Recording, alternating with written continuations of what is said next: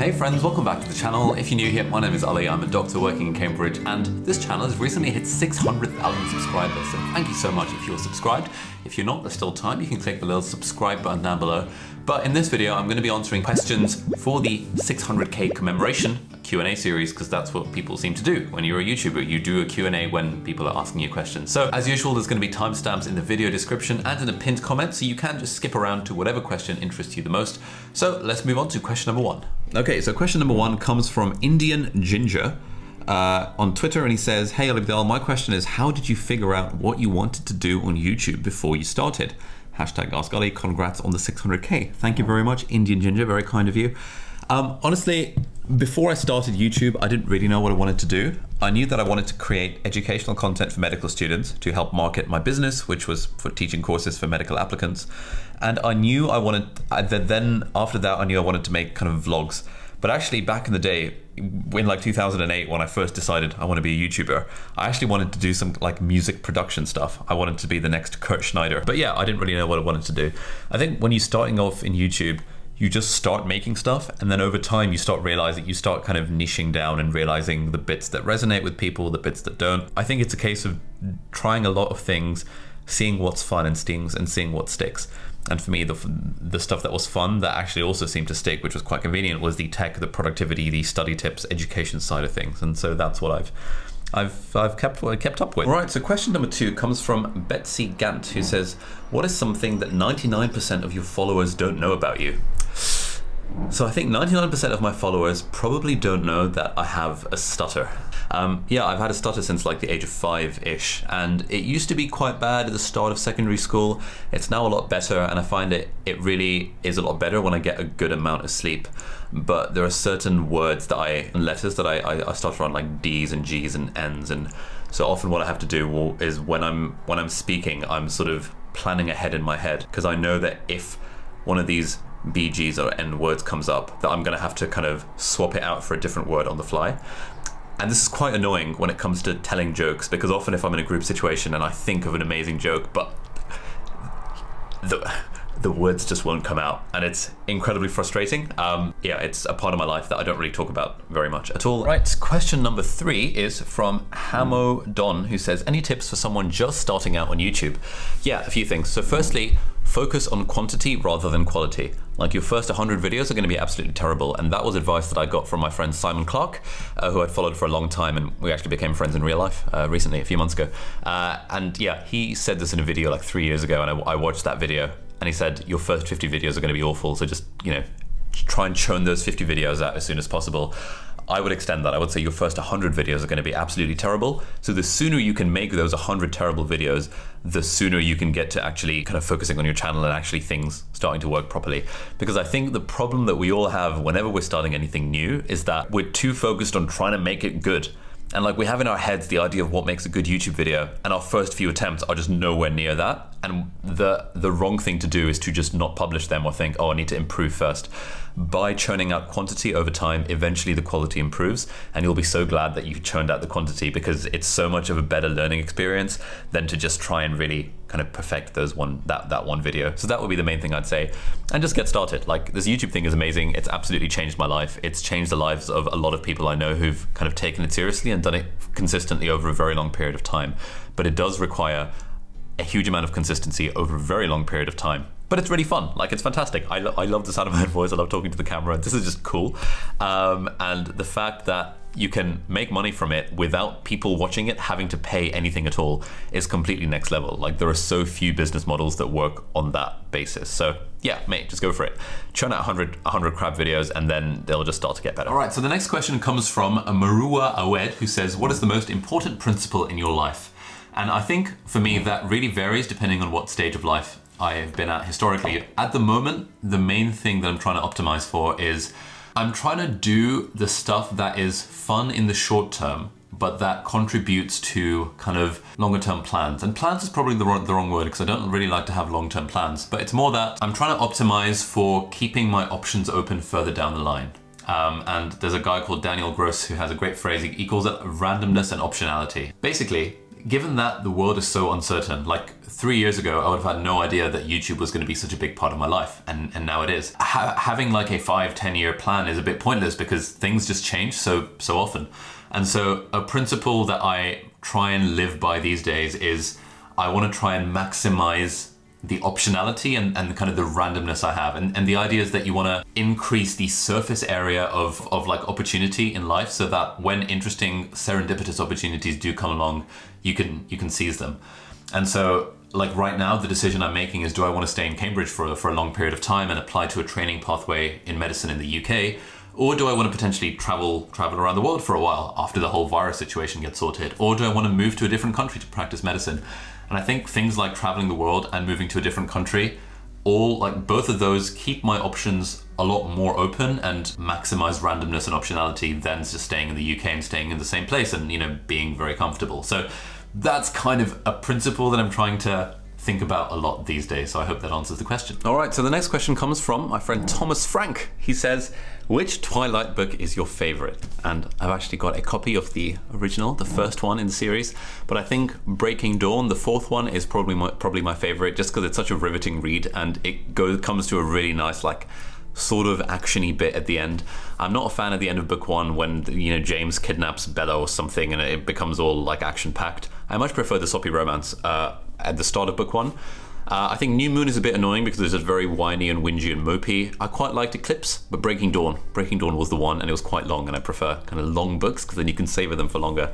And yeah, I need to give a public thank you to Thomas Frank for changing my life, because we had a Skype call around like September 2019 and he introduced me to Standard, which is the YouTube agency that I'm now part of, and it's just such a great kind of team to be part of, and it's like genuinely changed my life. So thank you, Tom, if you're watching this video. And our next question is from Anudeep Sharma, who says, what are the 5 habits which have brought the most value to your life?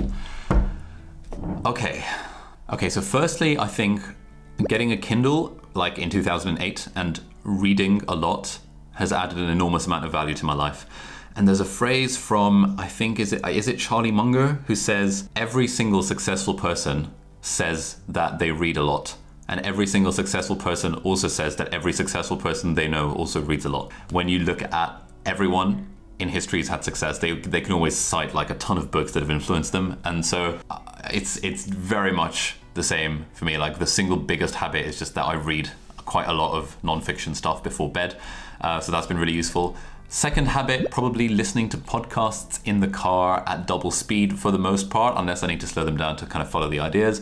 There are some people who are in the kind of single speed camp because they say, what's the point of rushing through life? But, when you're in the sort of learning phase and you want to kind of soak all this information in, I think listening to podcasts at double speed makes perfect sense, and at least it works for me. Thirdly, I would say something called the capture habit, which I came across in David Allen's book, Getting Things Done, which is like a classic productivity kind of Bible.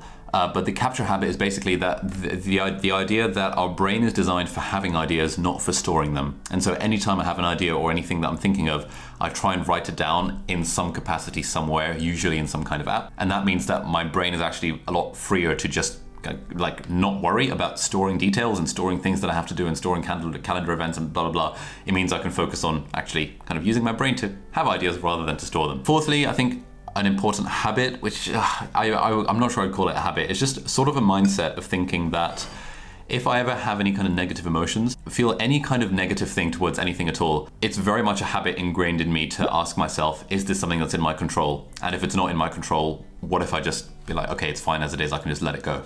And just kind of doing that over the past like decade plus has now like so firmly solidified that thought process in my mind that I almost never have negative emotions about anything at all, because they immediately get, this treatment of, is it in my control? Okay, it's not. Cool. There's nothing I can do about it. Fair enough. Cool. Let's move on. It's fine. It's fine as it is. Because I can't think of a decent number 5, I'm going to say brushing my teeth most days probably has added value to my life because it means my teeth have survived. So, all right, next we have a question from my internet friend, Karma Medic, who is a fellow medical YouTuber. Shout out to Nasir Kharma, check out his channel, link below. He says, what is a micro efficiency that you do on a daily basis that saves you many minutes of time over a long period? Oh, that is such a great question. The biggest micro efficiency I do is that when I use a computer, I try and avoid using the mouse. I try and navigate with keyboard shortcuts. And the app that makes that super easy to do on a Mac is called Alfred. and I cannot live without Alfred. It's saved me so much time over time. And now when I see people clicking with the mouse, it's just so frustrating and so slow, because you can go so much faster on a computer by navigating with a keyboard using something like Alfred, and there's all sorts of Windows alternatives if you're one of those heathens that uses Windows. And as Karma Medic says, those micro efficiencies, those few seconds saved in each interaction really add up to minutes and hours over a long period of time. So that would be the thing that I would recommend. All right, next we have a question from Craig Davison. Thank you, Craig, who says, if you could put one thing on a billboard, what would it be? And I'm going to cheat here. I'm going to use something, an answer from one of the guests on the Tim Ferriss show, but I'm blanking on who it was. Maybe it was Seth Godin, maybe it was Derek Sivers, but probably it would be, it won't make you happy. And that's something, because that's something that I have to remind myself about a lot. Like, especially when it comes to buying stuff, it's just, I always have to remind myself, buying this thing is not going to make you happy. And I think that's a message that we could all kind of learn from, because for the most part, it is true for the vast majority of things in the world that we buy. All right, next question comes from Will Loves Yellow, William, who says, what are 3 things you enjoy about the medical field, and what are 3 things you dislike about the medical field? Much love and support from California. Oh, thank you very much. So 3 things that I like about the medical field. I like the fact that everyone is really friendly. I like the fact that you get to talk to patients and touch their lives in hopefully a positive way. And I like the teamwork, camaraderie vibe that goes with it, and that's especially strong during this like coronavirus period. It really feels like we're all part of a big family, and it's just like a really nice feeling. And 3 things I dislike. I dislike the sense of martyrdom that a lot of medical students and junior doctors seem to have, that, oh my god, my life is so hard, I'm working so hard, blah blah blah. You know, everyone's working hard, everyone's doing their bit. I don't think complaining about that is a particularly helpful thing. Secondly, I sort of dislike sort of how backwards it is technologically, at least in the UK. The National Health Service and the NHS is fantastic in so many ways, but what it's not fantastic at is innovation, because usually when there's no profit motive, there's no real drive for innovation. So for like, you know, we still use systems that look like they were designed in the early 2000s, or, you know, even like Windows 95 level of kind of user interface. Yeah, it's not a big deal, but it's something that I don't particularly like about it. And thirdly, I don't really like how for a lot of medics, their job is all consuming. Like, because of how kind of the workload can be and the hours and stuff. Mostly when people get into medical school, they're very, very well-rounded people with lots of hobbies and musical instruments and these fun things and sports that they do. But then most people, when I speak to them afterwards, they say they end up not able to continue doing those things because of how demanding the job is. Next question from Holly. This is a quick one. She says, what Hogwarts house are you? I have never done the quiz on Pottermore, but I have a Gryffindor scarf and a Gryffindor hat, so I would call myself a Gryffindor for now. Another quick one from Costa Coffee for Life. It's good advertising. Who says, what's your favorite takeaway? Hashtag Deliveroo for life. Spelt wrong, it's spelt with an E. Maybe it's ironic, I don't know. These days, my favorite takeaway is Rooster's Piri Piri. We used to go to that quite a lot when me and my family used to live in Southend-on-Sea in Essex. There used to be one near the town centre, so we'd go there very regularly. But now there's one that's recently opened up in Cambridge, and they do delivery via Deliveroo. So I actually ordered from there for lunch, and I'm going to order from there for dinner again. All right, now we are in this cupboard where I keep my wireless router, laptop, and all the chargers and all these sort of accessories and stuff. And our question comes from James Elliott Hughes, who says, what would you say is the most valuable thing you've done outside of your academic/medical career? That's very easy. The most valuable thing I've done outside of my academic medical career is this YouTube channel. However you want to define value. Like, value to myself, it's given me a lot of opportunities and a lot of income, and a lot of nice things have happened to me as a result of it, but hopefully also value to other people if the messages of, you know, and emails and stuff are anything to go by. You know, thankfully I get a lot of emails each day from people saying that the study techniques have changed their life, or, you know, the podcast that me and my brother run is particularly helpful, and all of that is a result of kind of this YouTube channel and the associated activities. Okay, next we have a question from Jared Carver, who says, hashtag Ask Ali, I am thinking of starting a blog. I know that not many people will be interested in it, and therefore I won't get many readers. Do you think there are still benefits to writing a blog in this case? Well, yes. I will link an article down below from a guy called David Perell, who is another sort of internet homie of mine. It's called The Ultimate Guide to Writing Online. And the case he makes is that writing online, like basically having a blog, is the single fastest way to accelerate your career no matter what you're doing. So whatever you're doing, writing online is the way forward. But yeah, at the start, when you're publishing stuff, no one's going to read it because you don't really have anything useful. Starting a blog is very much one of those flywheel things, like a flywheel, a device that stores mechanical rotational energy. But the idea is that it's very slow to get going, but once it gets going, it's unstoppable. And it's the same with a YouTube channel. It's the same with starting any sort of venture that's based around this sort of stuff.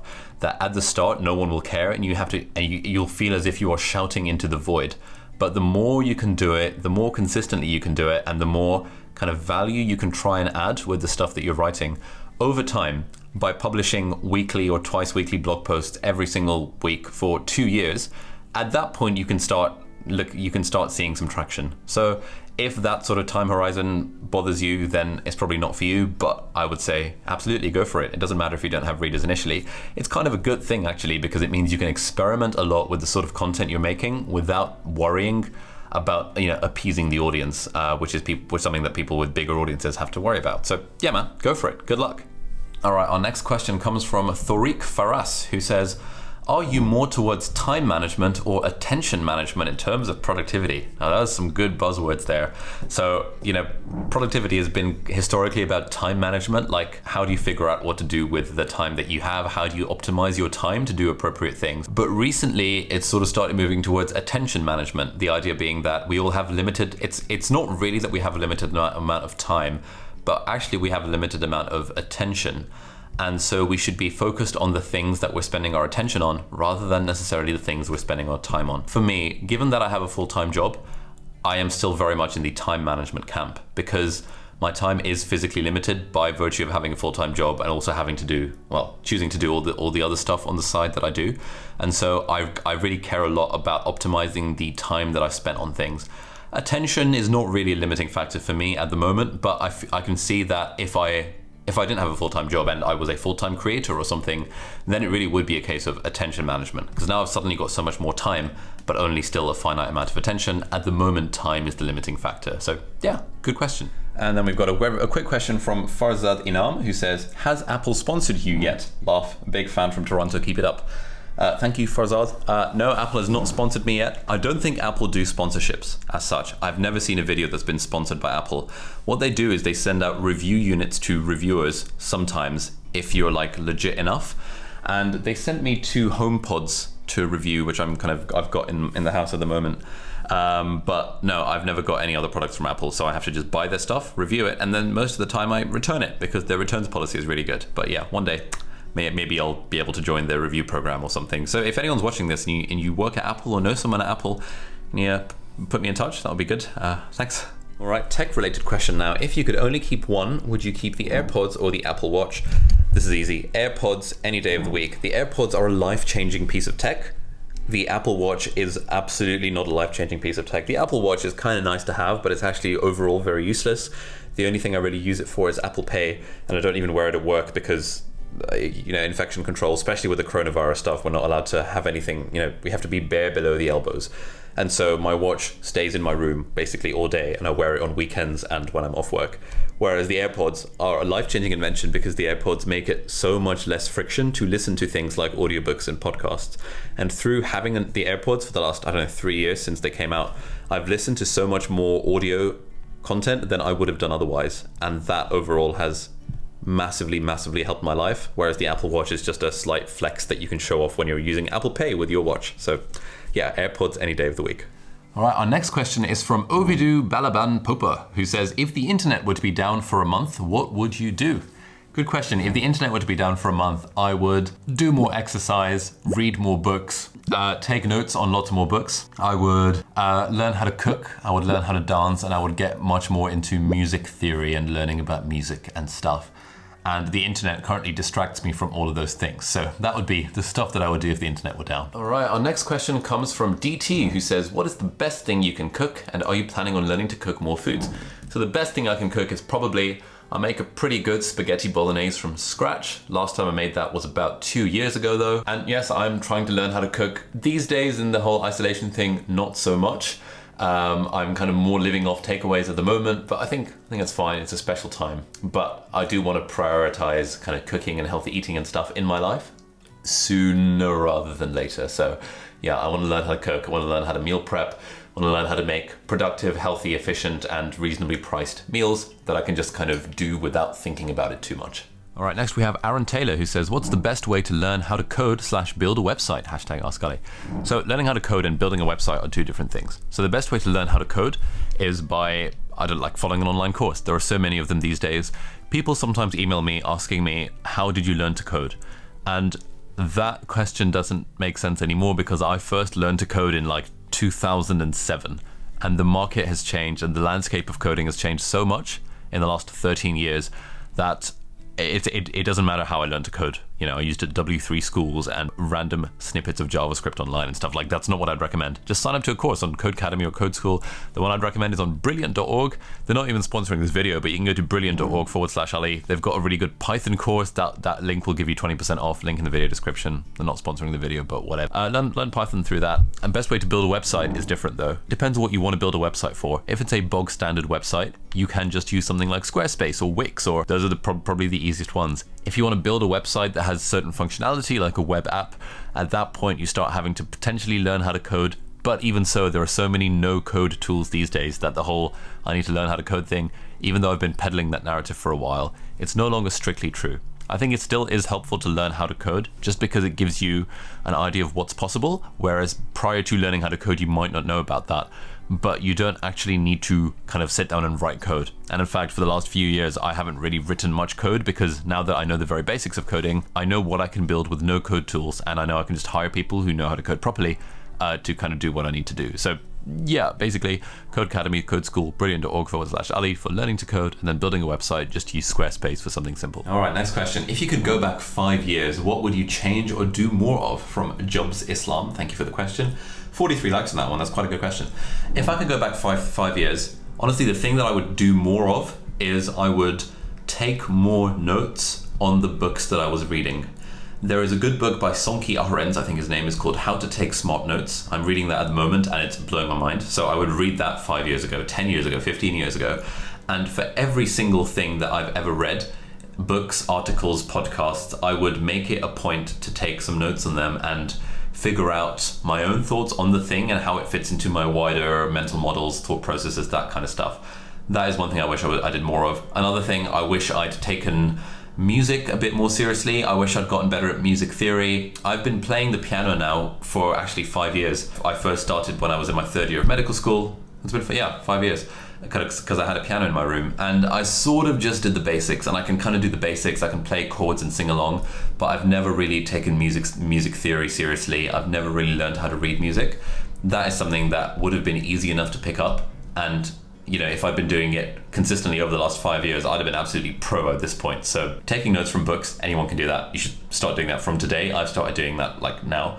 And music theory is, again, something I'm actively working on. Okay, now we have a question from Aman, who says, what's your goal for the next 5 years? Oh, that's a good question.